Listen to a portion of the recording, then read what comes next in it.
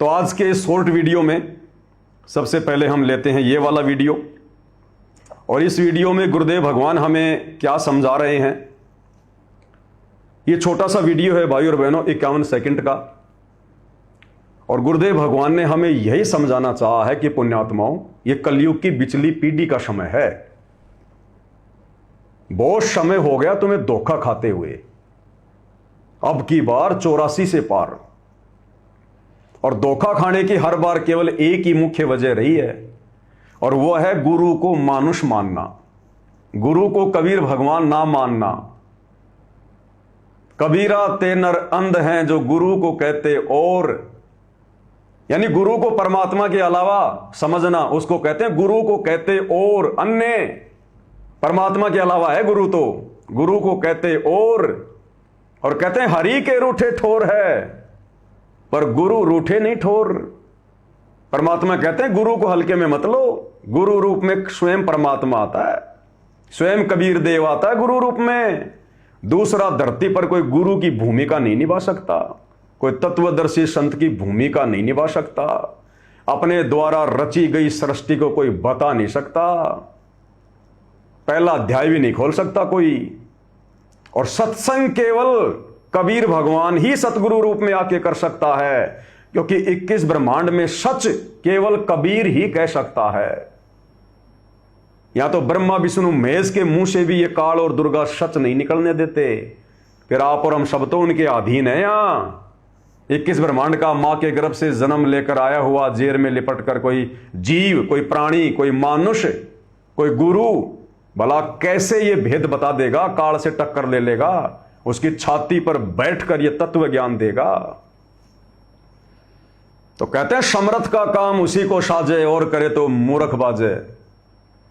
तो यही बात गुरुदेव भगवान हमें समझाना चाह रहे हैं कि ये बात बच्चों अगर तुम्हारे अब भी समझ में आ जाए, कलयुग की बिचली पीढ़ी में, जो कि लास्ट मौका है, अंतिम चांस है, इसके बाद में कुछ नहीं है, फिर एक लंबे समय के लिए लक्ष्य 84 में चले जाओगे।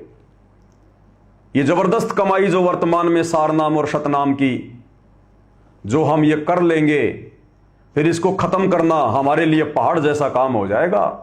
और ये पूरी तरह से खत्म हुए बिना, जैसे वर्तमान में हमारी खत्म हो चुकी थी।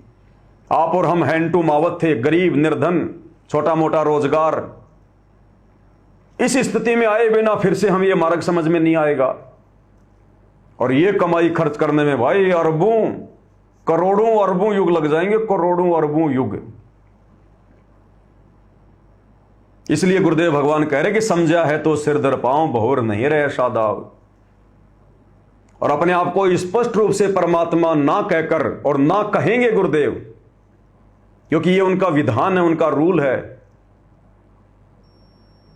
और ये गुरु और गोविंद के बीच की खाई को समाप्त करने के लिए ही ये तत्व ज्ञान दिया जाता है, ताकि गुरु के कहे बिना, उनके संकेतों को समझकर, उनके सत्संगों को सुनकर हम ये गुरु और गोविंद के बीच की खाई को समाप्त कर दें कि गुरु और गोविंद दो नहीं भाई, जब तक दो समझोगे दो जग में जाई, वो नरक में जाएगा। और एक सत्संग में गुरुदेव ने स्पष्ट कर दिया कि बच्चों, जब तक आप गुरु को और परमात्मा को अलग अलग मानोगे, तब तक आपके घट में काल बैठा रहेगा, आपको सद्बुद्धि नहीं आ सकती। तो वही बात यहां गुरुदेव अपने छोटे से सत्संग में कह रहे हैं कि बच्चों, ये समझ लो आज वो कबीर इस दास के स्थान पर आ गया है। अब ये बात कौन कह सकता है? वही कहेगा जो खुद कबीर है।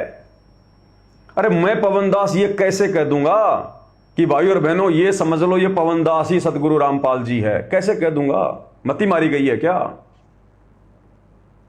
लेकिन गुरुदेव भगवान यदि ये बात कह रहे हैं कि बच्चों समझ लो आज वो कबीर भगवान आपके गुरु के स्थान पर बैठा है, तो खुद कबीर ही ये बात कह सकता है गुरु रूप में आकर, जो कि सतगुरु रामपाल जी आए हुए हैं और इसीलिए कह रहे हैं, आप और हमें समझा रहे हैं। तो क्या कह रहे हैं पूज्य गुरुदेव भगवान? ध्यान से सुनिएगा।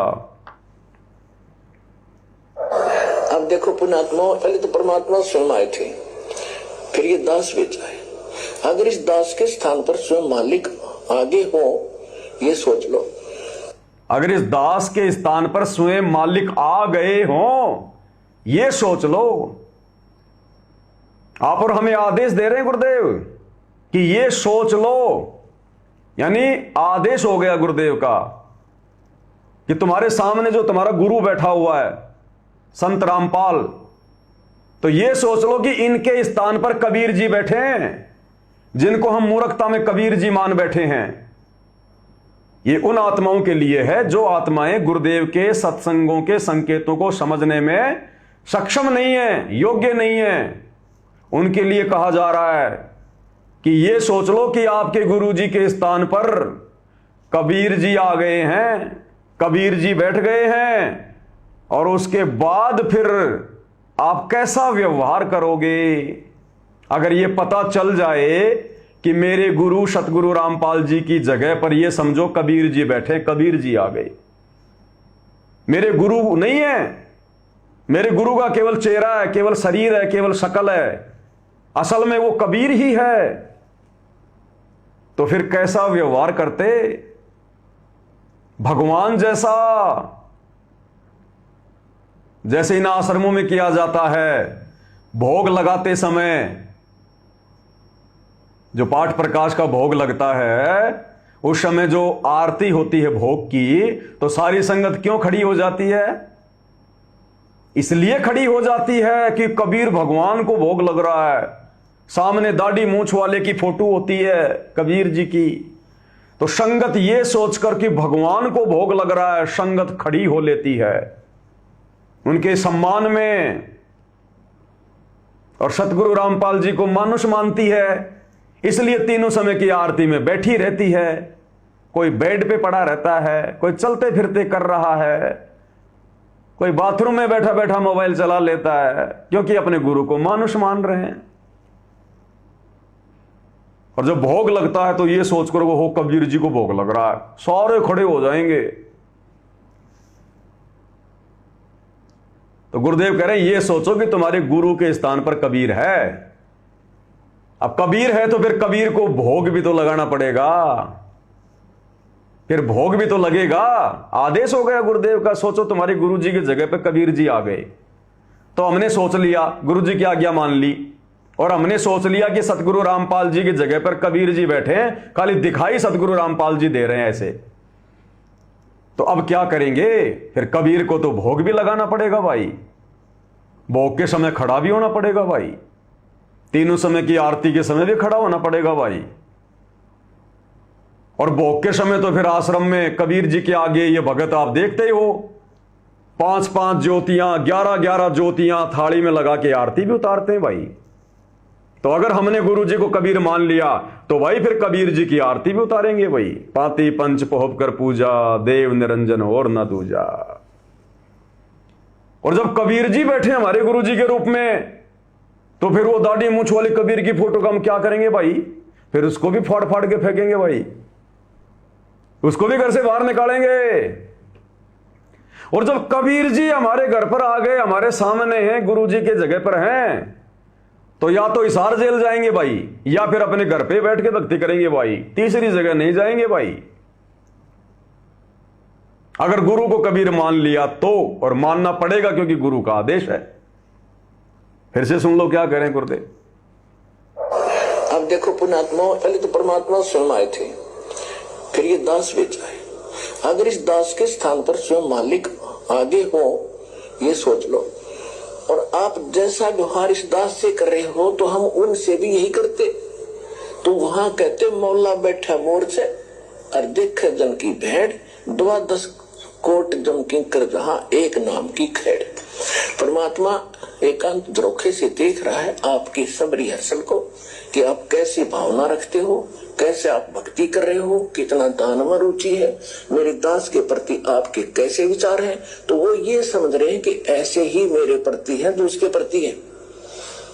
और जब आप यहाँ से, जब आप शरीर छोड़कर जाओगे तो इस दास के रूप में आपकी परीक्षा होगी त्रिकुटी पे। तो क्या कहा गुरुदेव भगवान ने? बिल्कुल क्लियर कर दिया समझदार आत्माओं के लिए कि ये सोच लो कि इस दास के स्थान पर कबीर भगवान आ गए, और अब आप जैसा व्यवहार मुझ दास के साथ करोगे वैसा ही परमात्मा के साथ माना जाएगा, कबीर जी के साथ माना जाएगा। और इसमें अगर कोई त्रुटि रह गई तो परमात्मा तुम्हें रिजेक्ट कर देगा। मम संत मुझे जान मेरा ही स्वरूपम। इसलिए हम सत्सेवक भाई बहन गुरुदेव के इस आदेश की पालना कर रहे हैं कि हमारे गुरुदेव के रूप में स्वयं कबीर भगवान है। अब भगवान की पूजा में, भगवान की सेवा में, कबीर भगवान की भक्ति में, आदर सम्मान में, श्रद्धा भाव में, समर्पण भाव में, मर्यादाओं में कोई त्रुटि ना रह जाए। क्योंकि गुरुदेव भगवान कहते हैं कि परमात्मा एक झरोके से तुम्हें देख रहा है, तुम्हारी हर क्रिया देख रहा है, तुम्हारी भक्ति भाव देख रहा है, तुम्हारा समर्पण देख रहा है। इसलिए हम सत्सेवक भाई बहन मर्यादा नहीं तोड़ते, खुद टूट जाएंगे, मर्यादा नहीं तोड़ेंगे और गुरु के अलावा किसी और में परमात्मा नहीं देखेंगे, क्योंकि आदेश हो गया गुरुदेव का। अब गुरु के अलावा किसी में परमात्मा नहीं देखेंगे तो फिर किसको देखेंगे? गुरु जी को देखेंगे परमात्मा के रूप में। जब गुरु को परमात्मा मान लिया तो परमात्मा जैसी क्रिया करेंगे, भोग भी लगाएंगे, चवर भी करेंगे, आरती भी उतारेंगे, भगवान को आसन भी देंगे, भगवान की तीनों समय की आरती भी विधिवत करेंगे। और भगवान झरोके से देख रहा है, इसलिए हर प्रकार से अपने आचरण को भी शुद्ध रखेंगे। तो बताओ किस आधार से ये कह सकते हो कि सत्सेवक गलत कर रहे हैं? किस आधार से कह सकते हो कि सत्सेवक गुरुद्रोही हैं? और क्यों हमें गुरुदेव भगवान कहेंगे कि ये सात संगति वाले गुरुद्रोही हैं? क्योंकि हम तो वही कर रहे हैं जो गुरु जी हमें आदेश दे रहे हैं। अगर राजनीति करेंगे तो हमारे भाव बनेंगे नहीं, हमारी श्रद्धा बनेगी नहीं, गुरु वचन टूट जाएगा, गुरु जी का आशीर्वाद छूट जाएगा, कनेक्शन कट जाएगा। तो हम राजनीति नहीं करेंगे, ना कोई खेल खेलेंगे, ना खेल खेलने में सहयोग करेंगे, ना किसी का स्टेडियम बनाएंगे, क्योंकि हमने तो गुरु प्रसन्न करना है, हमने तो गुरु जी के वचन पे चलना है।